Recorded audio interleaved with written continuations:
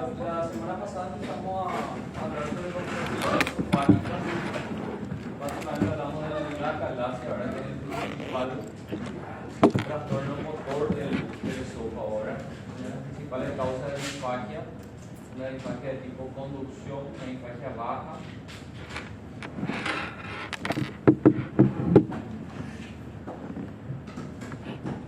Hablamos todo de este tratamiento, ¿verdad?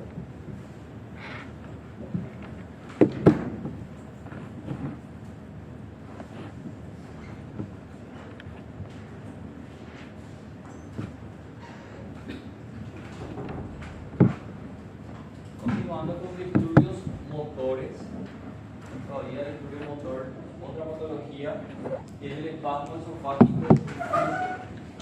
El nombre ya es bastante claro. Aquí el problema no está en el esfínter esofágico como si fuera calacia, ¿verdad? La calacia es una hipertonía del esfínter esofágico inferior. Sin embargo, el problema está en el cuerpo esofágico. Naturalmente, el esófago tiene también una verdadera motilidad representada por las ondas primarias y las ondas secundarias, que tienen una actividad bastante sincronizada, propulsiva, es decir, que conduce el alimento siempre distalmente, ¿verdad? Para que se pueda realizar la digestión de los alimentos. En este caso se trata de un estudio donde esas contracciones del cuerpo esofágico son totalmente asincrónicas, no propulsivas, de muy alta amplitud, que terminan generando disfagia también al paciente, y no solo disfagia, sino también dolor al deglutir o dinofagia. Un disturbio neurogénico está relacionado con trastornos neurogénicos, tanto de la citrapolación más común, que se presenta esta patología en mujeres que tienen algún trastorno psicológico asociado o psiquiátrico asociado, algún trastorno de ansiedad, algún grado de depresión. Ese es el prototipo de paciente más común. En el 80% de los casos existe un trastorno depresivo asociado. Y el peristaltismo normal del esófago es sustituido por contracciones no propulsivas, desorganizadas. Y básicamente la aparición de ondas terciarias en el cuerpo del esófago es lo que termina desencadenando toda la patología. La clínica del paciente es un dolor retrointestinal debido a esa elevada amplitud de las contracciones del cuerpo esofágico y contracciones totalmente desorganizadas. Eso termina generando dolor retrointestinal. Tanto es así que es una situación que se puede confundir o se debe confundir muy comúnmente con algún cuadro coronario, ¿verdad? Un paciente que viene a urgencias con dolor precordial, lógicamente que seguramente vamos a tener que descartar inicialmente el cuadro coronario. La diferencia clínica sutil tal vez es que además del dolor precordial, el paciente tiene disfagia asociada, ¿verdad? Si bien también ustedes saben que la disfagia puede corresponder a un equivalente anginoso, es obligatorio descartar un cuadro isquémico, hacer un electrocardiograma de ese paciente, tal vez usar enzimas cardíacas para descartar un cuadro isquémico. Por eso el diagnóstico diferencial es el infarto o el miocardio. El diagnóstico de confirmación, así como vimos en la clase pasada, como se trata de un disturbio motor, necesitamos indefectiblemente una manometría esofágica para poder confirmar el diagnóstico. La manometría esofágica, que es un estudio funcional, el gol estándar para los disturbios motores, nos va a informar los hallazgos característicos de este trastorno. Recordando que la manometría nos da 3 hallazgos importantes de la calacia, como en la clase pasada, y aquí el principal dato que nos puede dar la esofagomanometría es la presencia de contracciones no propulsivas, no peristálticas, totalmente desorganizadas, asincrónicas, muy prolongadas, mayor a 2,5 segundos cada contracción, de gran amplitud y que predomina en el tercio inferior del cuerpo. El tratamiento, también la esofagografía varitada del tratamiento, ese mismo estudio radiológico, dinámico, en la calacia, a través de la inyección de contraste varitado del paciente, que terminaba generando esas imágenes muy analógicas. ¿Recuerdan un tipo de ave, punta de lápiz? Aquí el problema es a nivel del cuerpo esofágico, ¿verdad? Entonces las imágenes que van a generar son a nivel del cuerpo esofágico y algunas imágenes muy características y también algunas denominaciones muy particulares, muy comparativas de la medicina, muy analógicas, ¿verdad? Imágenes tirabuzón. ¿Conocen lo que es el tirabuzón? Van a entender los años, voy a ir mostrando las comparaciones específicas y van a identificarse con lo que es un tirabuzón. A todos les gusta el fideo, ¿verdad? Macaján, pues, tiene distintos modelos, ¿verdad? Y hay aquel modelito que parece un tirabuzón, que parece un parafuso. Entonces, imágenes tirabuzón. Sacacorcho, ¿conocen el sacacorcho? A los que les gusta el vino, sacacorcho o sacajolia, puede ser. O a los que les gusta más la parte religiosa, ir a la misa, entonces otra denominación, imagen en cuentas de rosario, en tercio, puede ser tercio de rosario. ¿Por qué? Porque miren que las imágenes que se recuerdan, en particular a mí me hace recordar un sacacorcho, que es el sacacorcho clásico, tradicional, ¿verdad? ¿No? Los que vienen hoy día que son más avanzados, ¿verdad? Tienen el aspecto de un tirabuzón y de cuentas de rosario, si no recordar la característica forma de rosario, imagen arrosariada a nivel del cuerpo esofágico. Entonces estas son las imágenes que no siempre van a estar presentes al hacer este estudio. A veces el paciente tiene una clínica subjetiva, ¿verdad? De dolor, y después aplicamos una esofagografía varitada y nos encuentran estos hallazgos en ese momento del estudio. Porque esto no es una situación que está en todo momento, de repente desencadenada justamente por la crisis de ansiedad, por los cuadros depresivos. Entonces es probable que cuando el paciente se realice una esofagografía no se encuentren estas imágenes. Por eso la manometría esofágica es el gol estándar. ¿Sí? Y el tratamiento inicialmente farmacológico, así como habíamos colocado también en la calasia. Aquí los fármacos similares a los que usamos en la calasia para relajar esta hipertonía del cuerpo esofágico. Aquí el problema no es decir, derivados de nitrato, bloqueadores de los canales de calcio. Así también los antidepresivos son uno de los principales pilares. Tratando los cuadros depresivos, los cuadros de ansiedad de estos pacientes, mejora bastante los síntomas, mejora prácticamente los trastornos motores.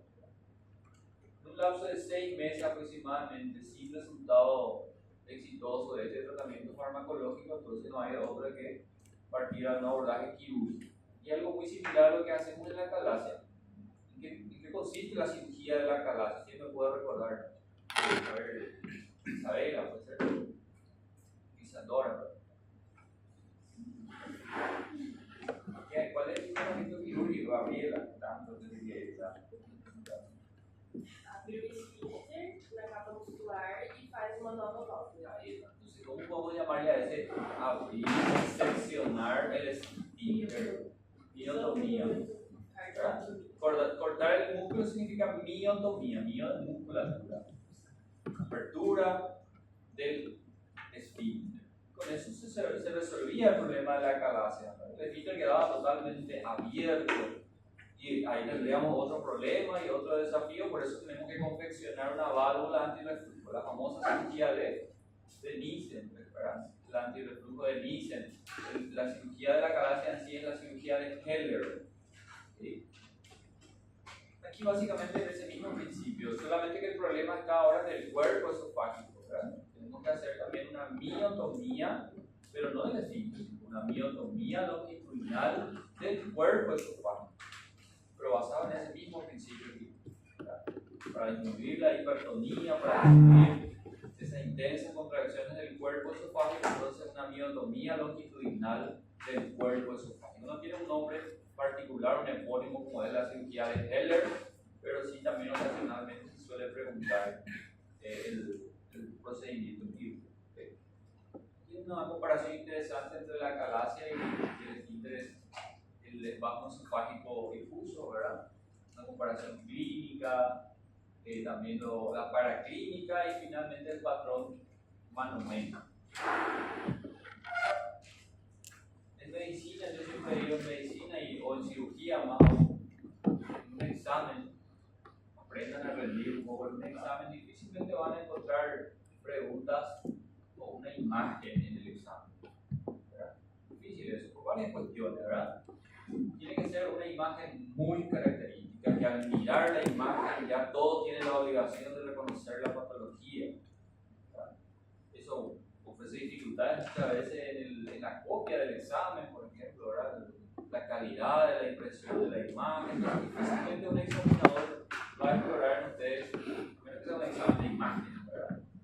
Difícilmente van a encontrar imagen. O cuando encuentren una imagen dentro de un caso clínico, les doy un consejo que no se enfoque tanto en la imagen, primeramente. Traten de leer el caso clínico, de llegar a un diagnóstico de las informaciones clínicas y después miren la imagen, porque ninguno somos, yo me incluyo, ninguno somos imagenólogos al mirar la imagen, obviamente podemos diagnosticar, ¿verdad?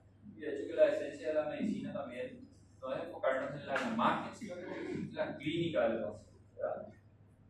Siempre se dice que la clínica es soberana, ¿verdad? No se refiere a lo clínico, sino que a la clínica del paciente, ¿cierto? Pero en fin, la clínica es soberana, ¿verdad? Pero una de las imágenes tan características de la medicina que al mirar esta imagen ustedes ya deben reconocer, aquí está mostrando la flecha, esto es el esófago, en el contexto del estudio contrastado, del tránsito esofágico, por ahí podemos percibir aquí un pasaje de contraste al estómago, a la región del epíteto esofágico inferior, pero en la porción, el tercio inferior del cuerpo esofágico, podemos percibir que hay una disminución abrupta, brusca, del diámetro del esófago. Como si fuera que, fíjense conmigo, un anillo está estrangulando ahí al esófago. ¿Ya vieron alguna vez que algún árbol en etapa de crecimiento le ponen una cubierta de goma, ¿verdad? Y cuando el árbol va creciendo, parece que va quedando estrangulado por esa cubierta. Y aquí lo mismo, un anillo fibroso es el que termina formándose en el diámetro del esófago, a la circunferencia del esófago, una fibrosis circunferencial que termina generando una estenosis bien marcada del esófago. Esto habitualmente ocurre en el esófago distal y se conoce como anillos fibrosos de Schatzki. Es un nombre muy particular también, una patología poco habitual, pero me encanta preguntar a los examinadores. Anillos de Schatzki. Se trata de una estenosis provocada por una fibrosis longitudinal que termina de manera brusca generando una estenosis del supino. ¿Y cuál es la clínica, les parece, de esta estenosis? ¿Qué vamos a intentar el paciente? Lógicamente, como estamos en una clase de una unidad de esófago, y imagínense conmigo, esta estenosis claramente va a generar disfagia, ¿verdad? Para el paso de los alimentos.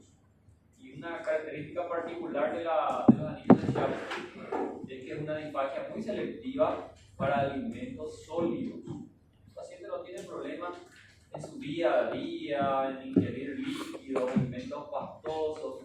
Cuando llega el fin de semana, se va a una churrasquería con un rodicio, aquella picaña, aquella costilla, y ahí tiene disfagia para alimentos macizos, para alimentos sólidos. Esa es la característica sutilmente diferencial de los anillos de Schatzki. Disfagia selectiva para alimentos voluminosos, para carne, en otras palabras. ¿Okay? ¿Anillos de qué? Anillos de Schatzki, así como suena. Ahí está, anillos de Schatzki.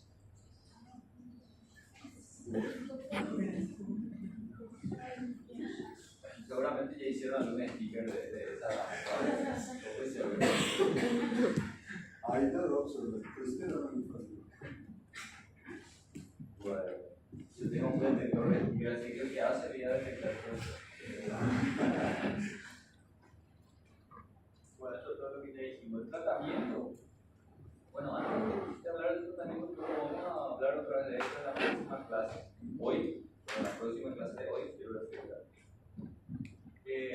Una teoría que explica por qué aparecen los anillos de Schatzki. Se cree que esto es realmente una forma de adaptación del cuerpo, del esófago más bien, como un mecanismo de defensa cuerpo desarrolla contra el reflujo. O sea, ¿en quiénes vamos a encontrar anillos de Schatzky muy frecuentemente? Los pacientes que tienen una enfermedad, una de las estrellas de patología también del tracto esófago-gástrico, que es la enfermedad de reflujo gastroesofágico. La sigla ERGE, ¿verdad? Enfermedad de reflujo gastroesofágico. Vamos a hablar de eso en la próxima clase, eso sí, la próxima semana, pero ya adelantando un poco el concepto.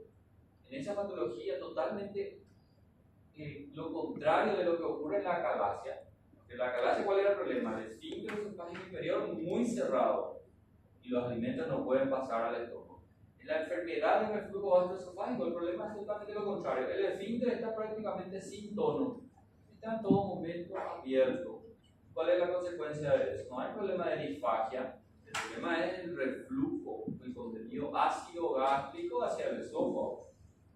Ustedes saben que el contenido gástrico es sumamente ácido y el epitelio del esófago no está listo para resistir a esa agresión. Y va generando mínimamente esofagitis, una inflamación de la mucosa esofágica. Y esa esofagitis genera pirosis y progresa esa esofagitis y después ya hay cambios del epitelio. Termina generando una metaplasia. ¿Cómo se llama la metaplasia? El famoso esófago de Barrett. Y eso si no se reconoce, si no se diagnostica y no se trata, va progresando con los años. Y ahora después hay displasia de bajo grado, de alto grado. Y finalmente, el último estadio de eso es adenocarcinoma de eso.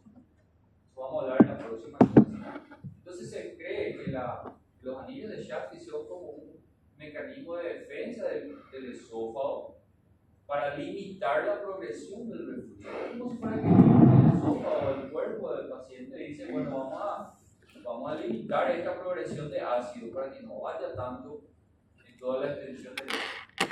Por eso aparece, esa es la teoría de la formación de estos anillos fibrosos.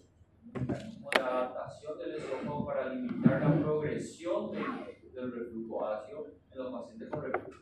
Y entonces el tratamiento de esto está basado en dos principios. Primero, un tratamiento mecánico, porque necesitamos de alguna manera dilatar nuevamente esta estenosis. Eso se hace a través de la endoscopía, a través de una dilatación neumática, una modalidad de tratamiento que habíamos mencionado también en la acalasia. ¿Recuerdan? Forzar mecánicamente a través de un balón esa zona del esfínter esofágico inferior. En este caso, es lo mismo, pero a nivel del anillo de Schatzky. Y por otro lado, el tratamiento del reflujo será necesario también. Tratar el reflujo, ya sea con medios farmacológicos o con medios quirúrgicos, también va a ser el tratamiento de los anillos de Schatzky. Siguiente clase 1. Seguimos con el esófago. Y vamos a hablar ahora de una patología estrella en lo que refiere al esófago en cuanto a las patologías benignas. Y vamos a hacer una rápida lista de patologías que tenemos la obligación de conocer, de estudiar. Siempre se pregunta la acalasia, los divertículos del esófago, cáncer del esófago y la enfermedad del reflujo gastroesofágico. Básicamente esas 4 patologías que tenemos que dominar.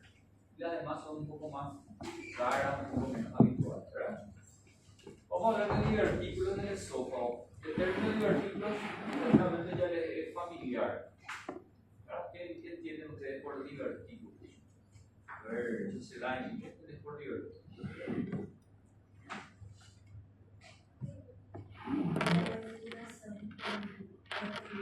Una invaginación de la pared. Más que una invaginación, porque cuando hablamos de invaginación pareciera ser que es para adentro. Entonces una evaginación, para afuera de la luz. Pero sí, ¿verdad? La pared forma una evaginación, buen concepto, ¿verdad? A ver, ¿quién nos puede aportar algo? Enrique. Geralmente ela é em zona de debilidade. Tiene que haber una zona de debilidad porque ya le dio que fue la de. Bueno, ¿dónde escucharon? ¿En qué parte del cuerpo les es familiar escuchar el término divertículo? En el codo. Es la zona más popular, más común seguramente en el cuerpo, donde se forman divertículos. una enfermedad conocida como enfermedad diverticular del colon. No sé si ya desarrollaron eso, lo Sí. Sí. ¿Sí? Ya está desarrollado eso. También uno de los principales temas que están en el examen. Enfermedad diverticular del colon. ¿Qué podemos decir de esta enfermedad? ¿Afecta el colon? ¿Qué parte del colon más frecuentemente? El colon izquierdo, principalmente el colon sigmoide. ¿Por qué eso? ¿Por qué el colon sigmoide es la zona más común? Porque tiene mayor presión. ¿Por qué? Porque el diámetro del colon mismo en ese segmento es menor, cuanto menor el diámetro, mayor la presión, porque la materia fecal a esa altura del colon ya es pura materia fecal sólida, lista para ser eliminado, más duro, mayor presión. Perfecto. Como dijo Enrique, además de la presión intraluminal elevada, se necesita algo más, debilidad de la pared. Eso es la enfermedad diverticular del colon. Pero el término divertículos en términos general básicamente es una formación sacular o una evaginación sacular que puede ocurrir en la pared de cualquier víscera hueca. Vejiga puede formar divertículos. Cualquier estructura hueca en general puede formar divertículos. ¿Okay? Es una formación sacular paralela a una estructura hueca y naturalmente imagínense conmigo que esta estructura sacular que se va formando paralelo al colon, en este caso paralelo al esófago, también se va a llenar de su contenido. El colon, materia fecal, todos los días entra y sale por esos divertículos, ¿cierto? En el esófago, el alimento que el paciente va a deglutir va a entrar también en parte de nuestros divertículos y va a salir también ocasionalmente. Eso va a dar los síntomas en el esófago. Tenemos que decir que los divertículos, existen una clasificación muy interesante. Están los divertículos verdaderos y los divertículos falsos. ¿Tienen idea de por qué se llaman divertículos verdaderos y divertículos falsos? El del colon, les pregunto, ¿es falso o es verdadero? Es falso. Divertículo falso. Y vamos a hablar por qué.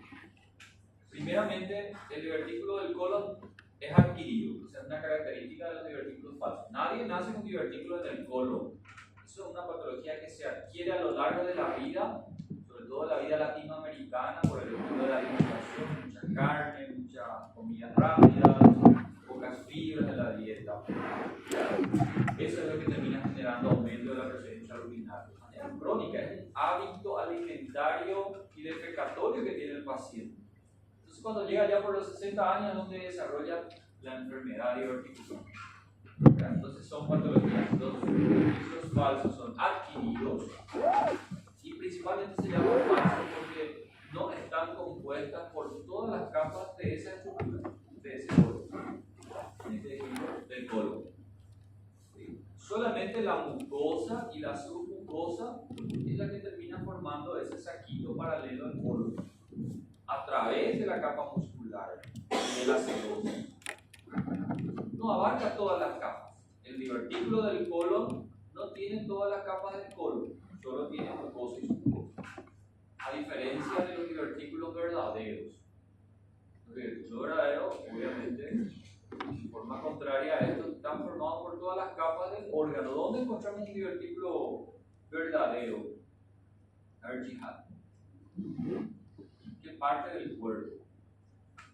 Donde el paciente naturalmente nace con ese divertículo porque es congénito y está formado por todas las capas. No, el apéndice secal no se considera un divertículo. El esófago, las patologías de divertículo que vamos a hablar hoy son también adquiridos, no son falsos, ¿verdad? No son verdaderos. ¿Cómo?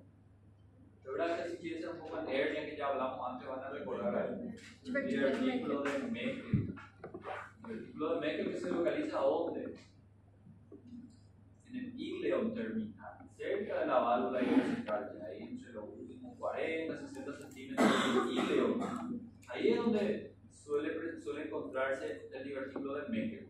Esta sí es una patología congénita, es la patología intestinal congénita más común de hecho. Y está formado por todas las capas, mucosa, submucosa, muscular y serosa.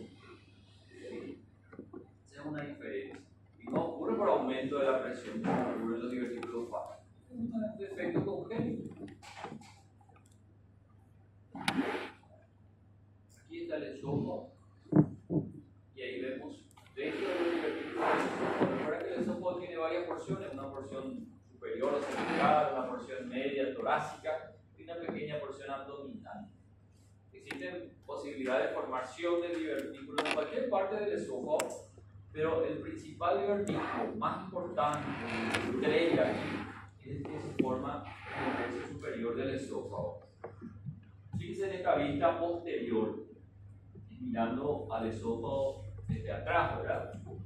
Quitando la columna vertebral, vemos al esófago así. Esto es la faringe, la tráquea está por delante y el esófago por detrás. Esa clásica relación anatómica. Aquí están los músculos de la faringe. Ustedes recuerdan por anatomía seguramente la musculatura de la faringe, cuáles son los músculos, los límites, ¿verdad? El inicio del esófago, eso dijimos en la clase pasada, es justamente a partir del cricofaringio, que es el músculo constrictor inferior de la faringe. Este músculo que ven de fibras transversales. A partir de ahí es esófago, ¿verdad? Y para arriba es faringe. Aquí están las fibras del músculo tirofaringio, que son oblicuas. ¿Se dan cuenta que hay dos músculos? Tirofaringio y otro tirofaringio. A partir de ahí es faringe. Y acá está la formación de nuestro divertículo esofágico, que se llama divertículo de Zenker. Divertículo de Zenker, guárdense este nombre que es el más importante de este grupo. Y aquí me gusta mucho comparar y encuentro toda la analogía de lo que ustedes ya saben de hernia. Ya estudiamos hernia, ¿verdad? El semestre pasado. Todo lo que saben de hernias se cumple aquí. No solo aquí, sino en todos los divertículos falsos. Se cumplen los mismos principios. Yo les pregunto a ustedes, ¿cuál es la etiopatogenia de las hernias? ¿Por qué aparecen las hernias de la pared? Recordando un poco el semestre pasado. Aumenta la presión intraabdominal. ¿Y dónde aparece la hernia? En una zona de debilidad. Entonces tenemos que tener esas dos características para que aparezca una hernia. El divertículo falso es como una hernia también. ¿Qué dijimos hace rato del colon? Aumento de la presión intraluminal, cambia un poco dentro de la. Y tiene que haber una debilidad en la pared. ¿Saben cuál es esa debilidad en la pared del colon? En este caso vamos a hablar también. En la pared del colon, la zona de debilidad son los pequeños orificios que dejan la entrada de las arterias perforantes en la pared. Son milimétricos, pero con el tiempo van formando ahí un saquito diverticular. Eso en el colon. Aquí lo mismo, en el esófago. Entonces tenemos esos dos factores. ¿Cuál es el principal factor para que aparezca un divertículo de Zenker? Aumenta la presión, en este caso vamos a decir el tono del esfínter esofágico superior. Hipertonía del esfínter esofágico superior. Algo muy similar a lo que dijimos en la calacia, solo que la calacia es allá abajo, ¿verdad? Algunas literaturas le conocen a esto como una acalacia del esfínter esofágico superior.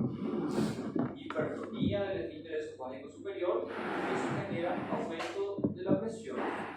Entonces, y el otro factor que necesitamos para comparar con una hernia es la debilidad, y en este caso existe aquí un triángulo que recordarán por anatomía, el triángulo de Killian, ¿verdad? ¿Sí? Este triángulo de Killian está localizado justamente aquí en la transición entre la faringe y el esófago, triángulo, que es una zona de debilidad en donde ocurre la formación de saco diverticular comparado con un saco herniano.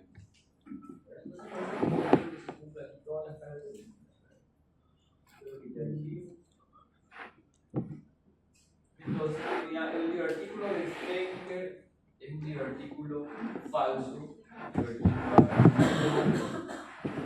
divertículo que aparece por una hipertonía del esfínter esofágico superior que termina generando la producción de la mucosa y submucosa del esófago a través de una zona anatómica de debilidad que es el triángulo de Killian.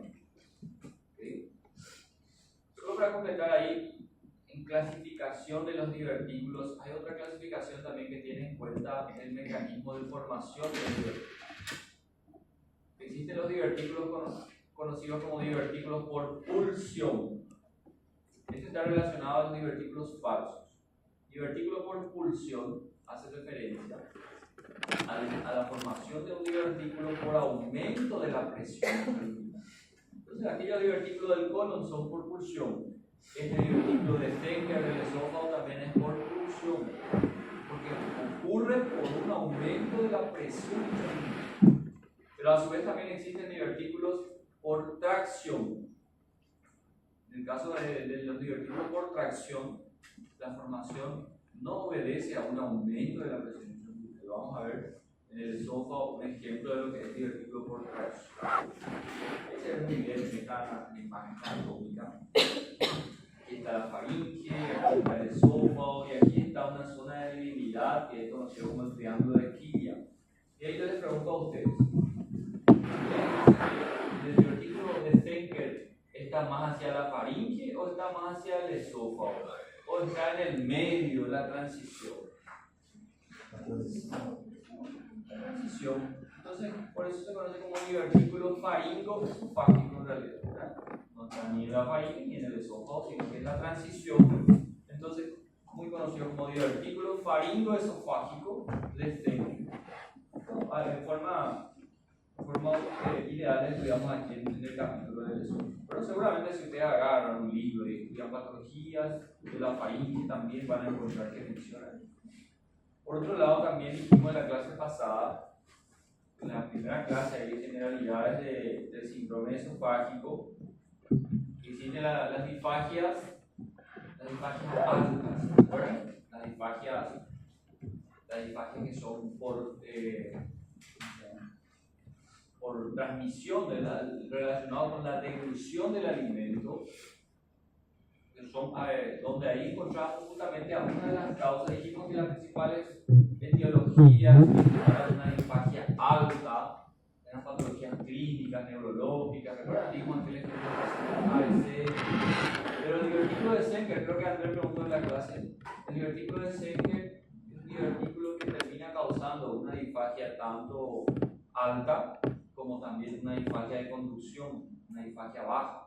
¿Por qué razón? Primero porque su localización es a nivel del esfínter esofágico superior, pero cuando el volumen del divertículo es suficientemente grande que termina colgando y termina comprimiendo el esófago distal, entonces termina causando también una disfagia por conducción. Por esa razón, solamente para explicar por qué el divertículo de Zenker es un ejemplo de disfagia alta como también de disfagia baja, de disfagia esofágica.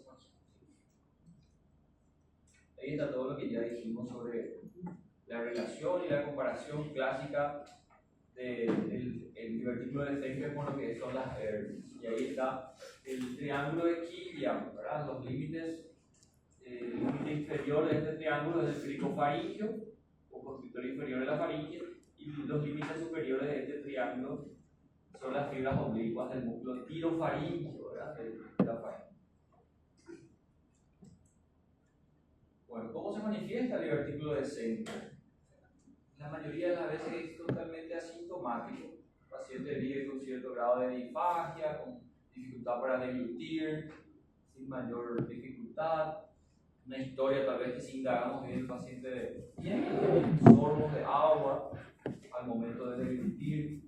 Pero allá aproximadamente en la séptima década de vida es donde se hace evidente una masa cervical, una tumoración cervical que aparece cuando el paciente se alimenta. Imagínense conmigo cómo mirar la imagen. Cada vez que el paciente se alimenta, parte del alimento seguramente pasa al esófago habitual, pero una parte del alimento va llenando este saquito paralelo, ¿verdad? Entonces el paciente va comiendo y se va formando una masa.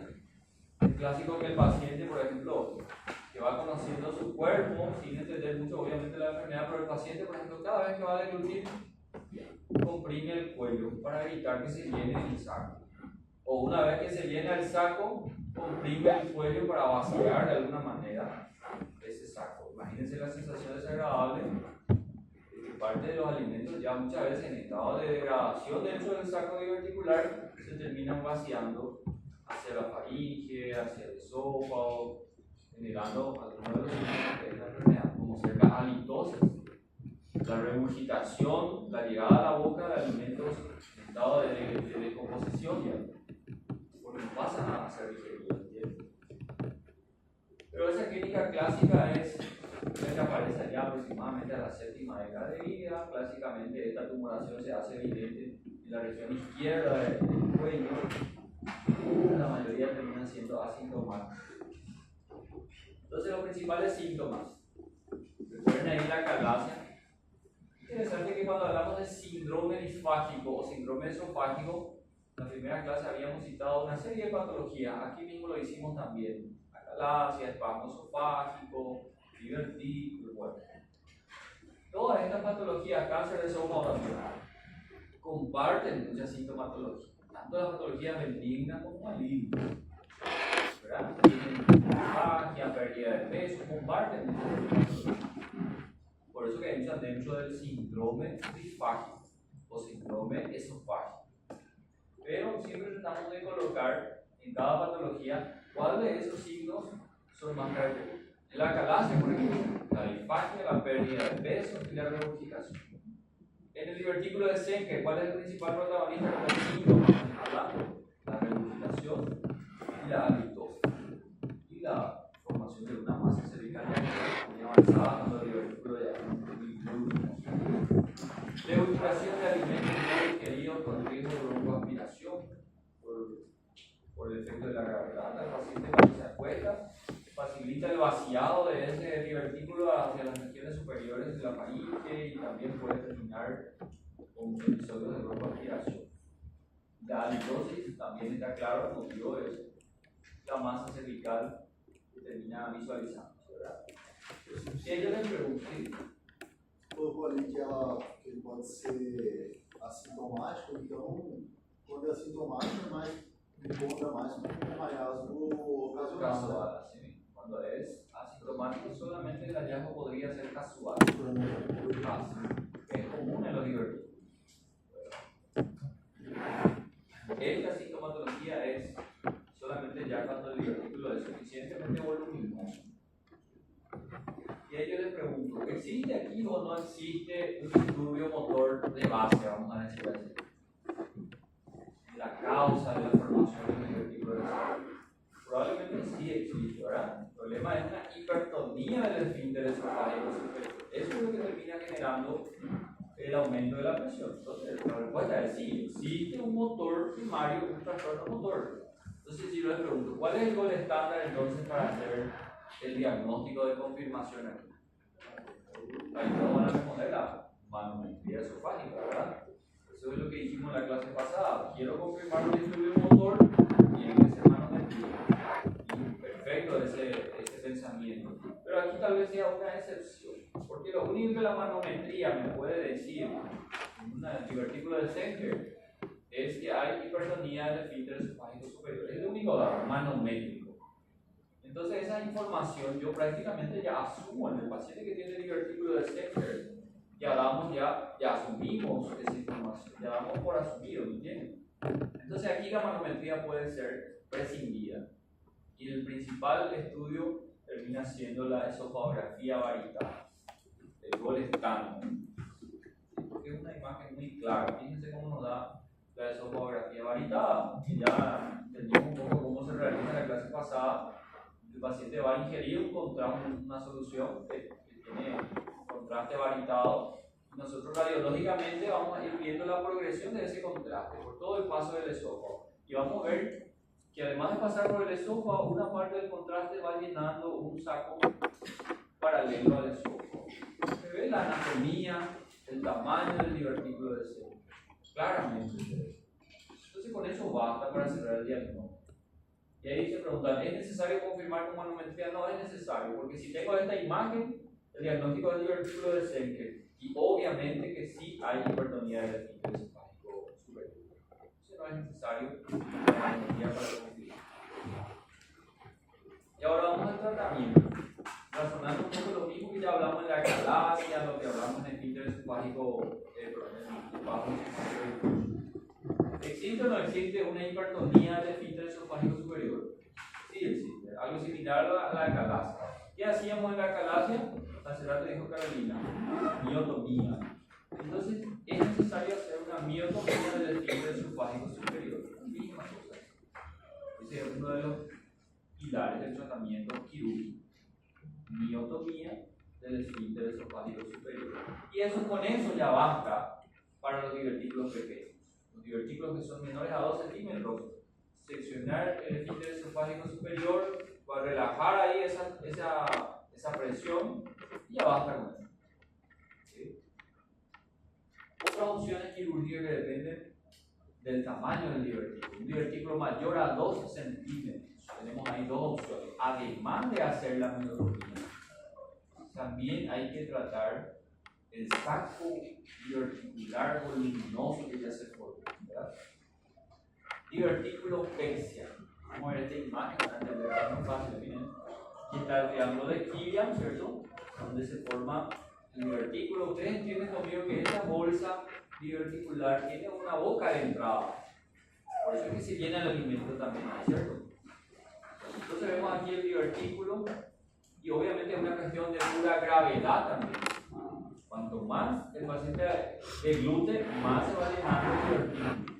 Entonces es una cuestión, utilizando un poco la gravedad, lo que se hace en la divertículo pexia, el término pexia hace referencia a movilizar una estructura. Levantar el fondo de este divertículo hacia arriba, fíjense. Estaba colgando aquí, agarrar el fondo de este divertículo y levantar hacia arriba.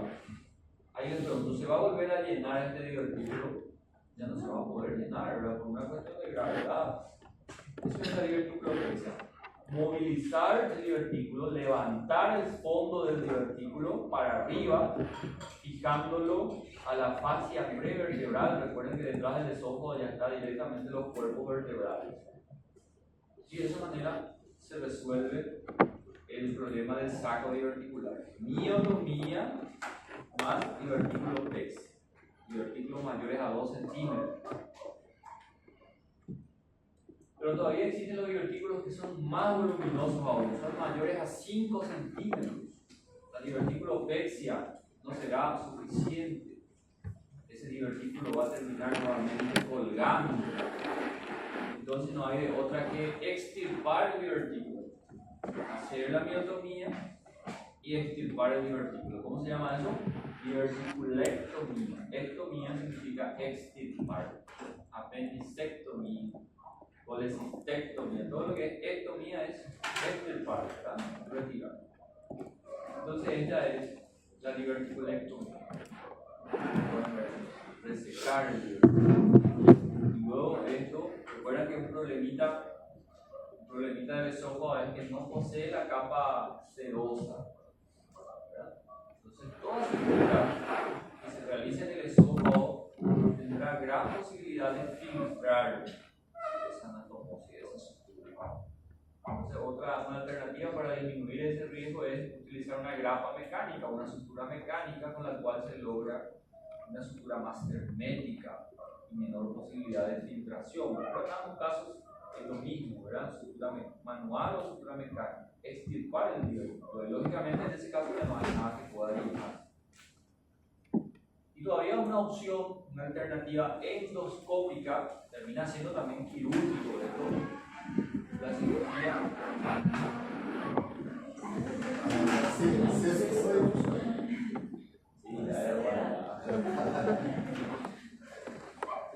Una alternativa todavía quirúrgica, es importante que entiendan, a veces algunos confunden, cuando hablan de endoscopía, algunos directamente asocian con algo diagnóstico, y no es así. La endoscopía hoy día es una forma terapéutica de tratar. Además de ser diagnóstica, es básicamente una modalidad quirúrgica. Vamos a hablar del cáncer de esófago, por ejemplo. Es posible tratar cáncer de esófago por endoscopía. ¿Entienden? Entonces la endoscopía hoy día es muy avanzada, ¿verdad? Y un ejemplo de eso es el procedimiento de Tolman. Requiere indefectiblemente que sea un divertículo por lo mínimo de 3 centímetros para que pueda ser posible esta técnica. Vamos a mirar un poco aquí en esta imagen muy interesante. Sería una imagen que el endoscopista tiene cuando va ingresando a la faringe. Esto, imagínense conmigo, sea el trayecto del esófago habitual y paralelamente paralelamente aquí la boca de entrada parece saco diverticular. ¿Se entiende eso, verdad? Tanto es así que se recomienda precaución al momento de hacer una endoscopía. Que de repente el endoscopista va entrando con todo ahí, termina entrando en el divertículo, que no es más que una mucosa. ¿Entienden? Puede perforar ese divertículo. Imagínense la catástrofe de perforar un divertículo lleno de contenidos de restos alimentarios. ¿Dónde va a ir ese contenido? El mediastino, que va a generar una mediastinitis que es mortal, casi de altísima mortalidad, casi en 100% de los casos. Con precaución, pero es la imagen que se logra al realizar una endoscopía. Entonces imagínense que esto que estoy señalando, esta pared, este tabique, separa la luz del esófago habitual y la luz del saco diverticular. Entonces, ¿en qué consiste el procedimiento de Dolman? Como pueden ver en estas imágenes, utilizando una grapadora mecánica endogía, así se llama, porque es la que se utiliza para cavidades pequeñas, para tratamientos mínimamente invasivos, para cirugías laparoscópicas y robóticas. Es la forma de sutura mecánica, ¿verdad? Pero el principio de la sutura mecánica siempre es el mismo. Imagínense conmigo que esta grapadora mecánica tiene dos ranuras, ¿verdad? Una tijera. Una de las ranuras se introduce en la luz del esófago habitual, que es esta, ¿sí? Y la otra rama de la grapadora mecánica, similar a una tijera, imagínense conmigo, se introduce dentro de la luz del divertículo y queda en esta posición, ¿verdad? Una grapadora mecánica en la luz del esófago habitual y una de las ramas de la grapadora en la luz del divertículo, ¿sí? Como una tijera. Al disparar la grapadora mecánica, el efecto es que termina cortando y al mismo tiempo suturando. Entonces, en otras palabras, lo que va a generar es comunicar la luz del esófago habitual con la luz del divertículo. Va a generar una sola luz. Entonces, cuando el paciente deglute, no hay otra opción, el alimento siempre va para abajo, no hay otra luz paralela que se deba llenar. Básicamente eso es el procedimiento de Dolman. Es comunicar la luz del esófago habitual con la luz del divertículo, seccionando con una grapadora mecánica endoscópica este tabique de separación entre los dos lúmenes. Comunicando estas luces se logra una sola luz, un solo trayecto. ¿Se entiende? Esta es una alternativa endoscópica. Pero eso no está comunicado. No, está comunicado a través de un orificio solo aquí, de una boca. ¿Entiendes? Aquí solamente está comunicado una boca de entrada, solo una pequeña boca. Ele vai seccionar a parede anterior do divertículo? Se va a seccionar todo lo que implica este tabique, la pared posterior del esófago con la pared del divertículo incluso. Se va a abrir, se va a comunicar todo esto. La comunicación, Carolina, es solamente aquí, un anillo solamente. Cuando el alimento va pasando por ese anillo, va llenando de esto. Ahora, al abrir toda esta pared, entonces se va a formar una sola luz común para todos. Ya no se va a llenar un saco para mí. Todo va a ir para abajo. Pues eso es lo que ya dijimos, ¿verdad? Que una precaución que debe hacer la endoscopía. De hecho, que ni siquiera lo mencionamos a la endoscopía como parte del algoritmo diagnóstico. Incluso una sonda nasogástrica. Hay que tener precaución de colocar un paciente en el círculo de centro. Y básicamente en este cuadro ahí resumido las modalidades terapéuticas de pacientes con divertículos.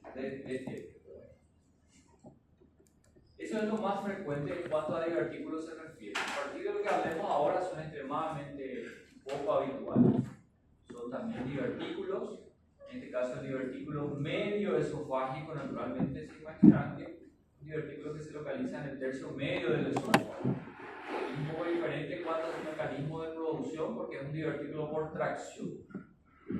No obedece a aumentos de la presión, sino que ocurre por una tracción. ¿Qué significa eso? Imagínense conmigo que en el mediastino ocurra un proceso infeccioso con linfo proliferativo, un proceso neoplásico, una tuberculosis mediastínica, un linfoma, algún proceso que termine generando una tracción del esófago, una retracción si quieren llamarlo.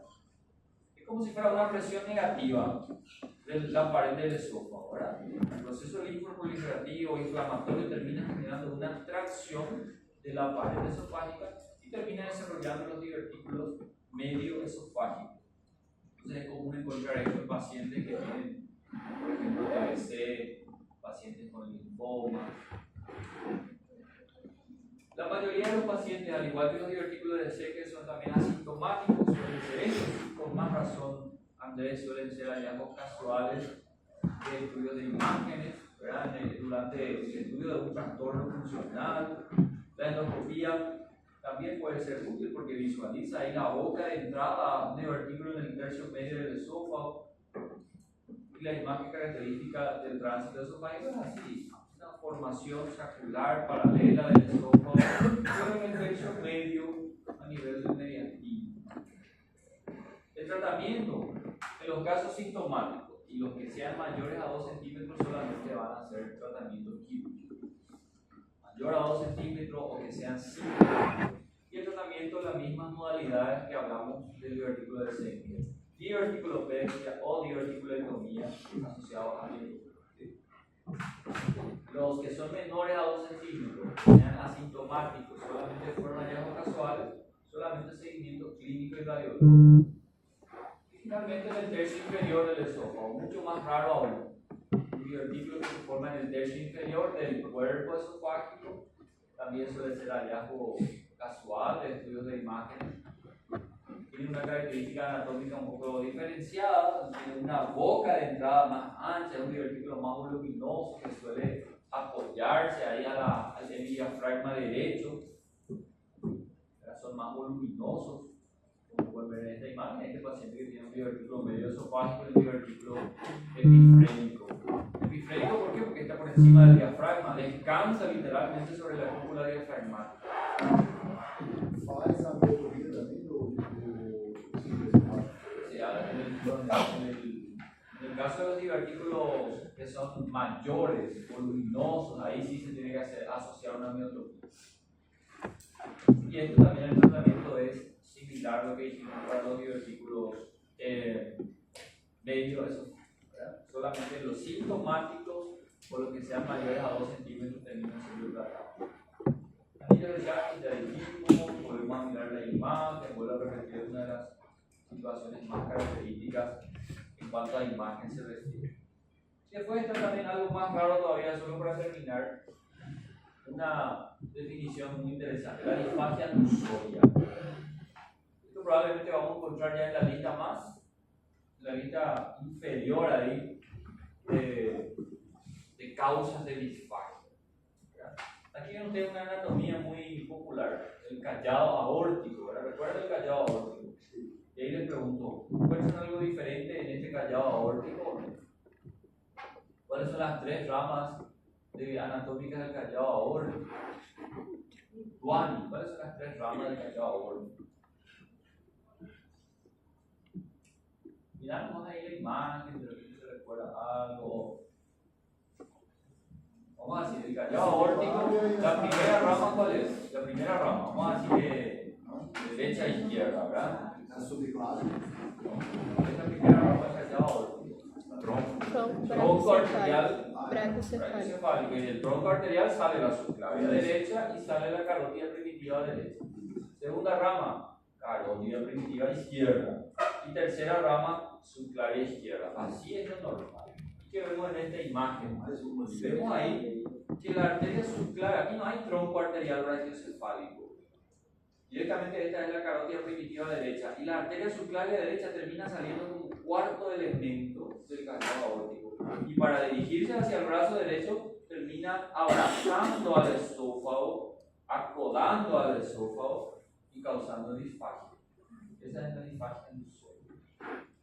Una disfagia que se genera por una variación anatómica, una arteria aberrante, que lo más común es que sea la emergencia tardía de la arteria subclavia derecha, que termina saliendo como un cuarto elemento del callado aórtico, termina abrazando al esófago para dirigirse al miembro derecho, ¿verdad? Al miembro superior derecho, y puede llegar a causar disfagia.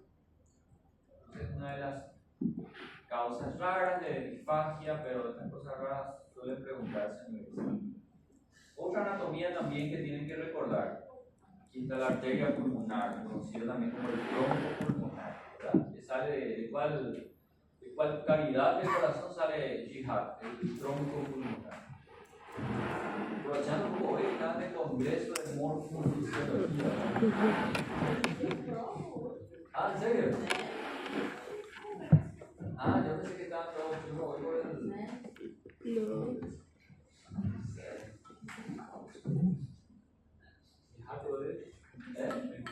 Ventrículo derecho, perfecto, el ventrículo derecho. Y tiene una relación íntima con la tráquea y los músculos principales. Naturalmente, el tronco pulmonar se divide en arteria pulmonar derecha e izquierda. Clásicamente, la arteria pulmonar izquierda, dice la literatura anatómica, cabalga sobre el bronquio principal izquierdo. Debería pasar aquí. Pero termina emergiendo muy tardíamente y termina pasando entre la tráquea y el esófago, comprimiendo el esófago y comprimiendo también incluso la propia tráquea. Un verdadero anillo vascular que se forma porque termina envolviendo a la otra causa de disfagia, conocido como sling de la arteria pulmonar. Entonces son aquí trastornos vasculares, variantes vasculares anatómicas de la vascularización que terminan causando disfagia. Prof, nesse caso, o paciente também poderia apresentar dísnea? También, claro, se terminan comprimiendo la tráquea, episodios de disnea o cuadros que simulan obstrucción de las vías respiratorias. Y obviamente el diagnóstico es un imagenológico, una ecocardiografía transtorácica, en algunos casos en manos avesadas podría detectar, pero la mejor forma de identificar toda esta anatomía vascular es a través de una angiotomografía. Y una vez reconocidas estas variantes anatómicas, estas malformaciones anatómicas, en el caso de la disfagia ilusoria, que sea sintomático debe ser tratado quirúrgicamente. En el caso del spleen de la arteria pulmonar, en todos los casos va a ser quirúrgico. El tratamiento quirúrgico será cardiovascular, ¿verdad? Y será la reimplantación de estos vasos, una corrección anatómica por cirugía. La disfagia só se for sintomática. La disfagia ilusoria solamente los casos sintomáticos. Y bueno, ya es suficiente por hoy. Esto vamos a dejar para la próxima clase porque es una clase muy extensa el reflujo y quiero que estén en su máxima atención. Si quieren ir adelantando este tema para la próxima clase. Reflujo y cáncer de esófago. Cáncer de esófago es cortito, no vamos a profundizar, algo básico nada más. Y vamos a hacer eso. ¿Alguien preguntó algo?